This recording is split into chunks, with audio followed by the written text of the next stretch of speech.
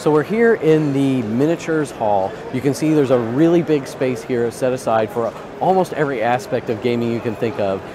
This entire room behind us here is filled with all kinds of different miniatures games. Probably see some other types of games in the background, card games, board games, because the room is kind of broken down in some cases into different areas designated by the color tables. There are also scheduled events that you know which table to go to by the color of the table and the numbers of the tables. This is one aspect. Some people come to GenCon just to play miniatures games, and so they're going to hang out in halls like this, have a good time, and then maybe venture into the trade show for occasionally. But they might, their GenCon experience is taken up by playing here in the miniatures hall. We're going to next check out the board game hall and the card game hall as well.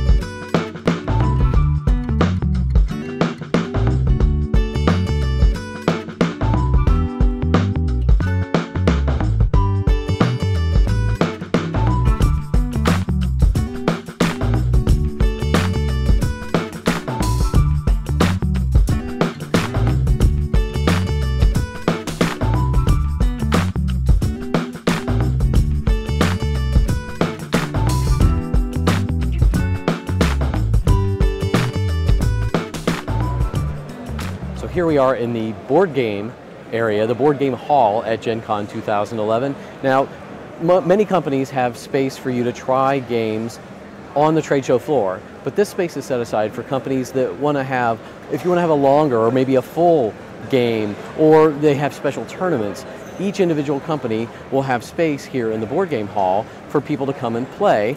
You can see the tables are again color coded, so you can come in and you know where to go. There's also banners for the different companies. We can see several of those behind us, and people still playing games here, which is obviously the point. We have all kinds of companies, big companies, small companies, family games to the highest of the brain burner type of games, all set up here. It's really fun. You get kind of a nice ebb and flow throughout the convention of people playing, and it feels sort of like a community, board game meetup. It's one of the fun aspects of this particular hall. Let's move on to the card game hall next, and we'll take a look and see how the card game hall is set up.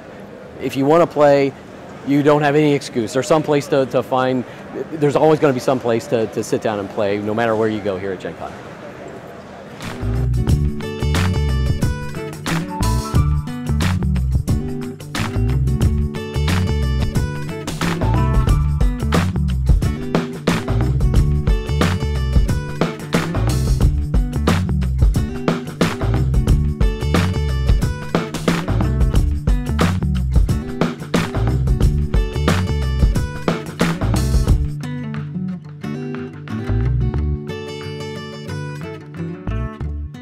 So here we are. This is a multi-purpose room, as you can probably see from behind me here. We have the battle arena, where you can have battles to the, well, not quite death, using foam weapons for kids and kids at heart of all ages. They have little battle arenas here with swords and shields and things.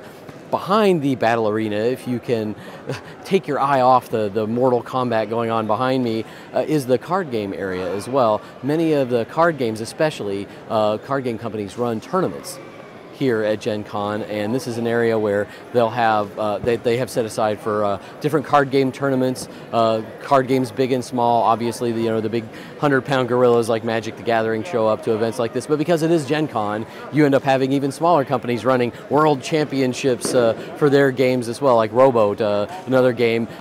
All sorts of games. If you're into card games, it's a great way to get familiar with kind of tournament formats, because that's a popular way to do card gaming, is to come and do tournaments. If that's your thing, or if you like whacking on people with foam weapons, this is where you want to be at GenCon.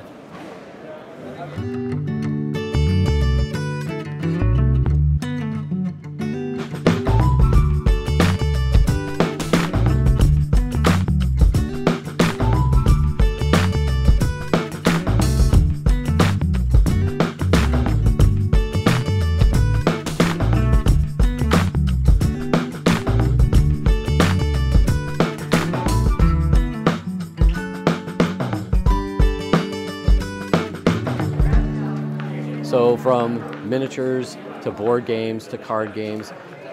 You have other options to play, yet more options here to play here at GenCon. If you don't want to participate in a scheduled event, if you're more sort of impromptu person and want to maybe play a game that you bought on the trade show floor, or check out a game from the game library, they have an open board gaming area here at GenCon. You can come day or night and play games. You can see there's tons of people here playing. We'll show you the library as well. You can bring in your own games and play, either ones you bought or ones you might have brought with you in the convention. That's something that happens pretty often. The other thing that you can do is there is a giant hundreds and hundreds of games library that you can check out by getting a pass here into the board game room, and any of those games you can look for people to play. You might even see some red flags on tables behind you. That means, hey, we're looking for players on this particular game. It's really a good way to meet new gamers as well as play games, maybe new games, or just try an old game or a game that you might have been wanting to play before. The library is a great resource for that, or games, just sit down and make new friends here. It's a really good way to do that as well. Definitely worth checking out. If you're into board games or card games at all, this is a great way to play day or night, any hours, whether you're a morning person or a night person, you're going to find people here to play.